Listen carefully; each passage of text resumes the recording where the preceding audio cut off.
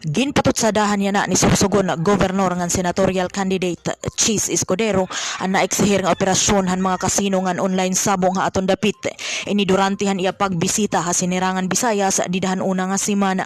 Sumalakan Escudero ha usa nga press conference nga angay ini panginanuon han mga lider ha Kongreso ngan Senado nga ma-regulate ukon ig-undang gud ang sugad nga huygo. Lugod siringan opisyal nga mas igtugot nga hulos na nga abrihan ang face-to-face classes kontrahan kasino ngan isabong.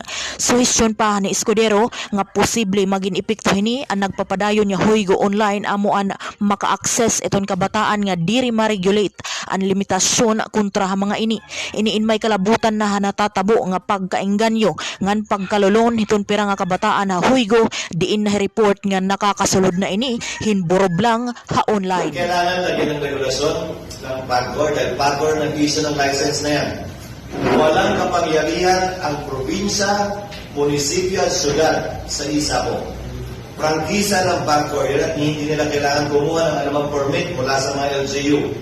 Dapat PAGCOR ang gumawa ng mga limitasyon para tiyakin na hindi po yan magagamit o mapapasukan ng mga menor de edad. Bakit ko nabanggit po ang kasino?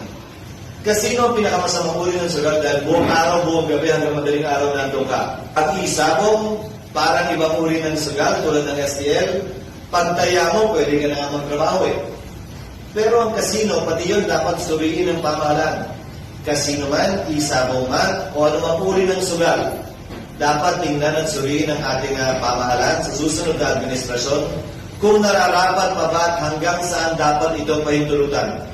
Dahil tama ka, malaki ang pagpapahirap na pwedeng ibigin nito sa ating mga kababayan, lalo-lalo na yung mga walang disiplina at madaling malulong sa iba't ibang klase ng sugal.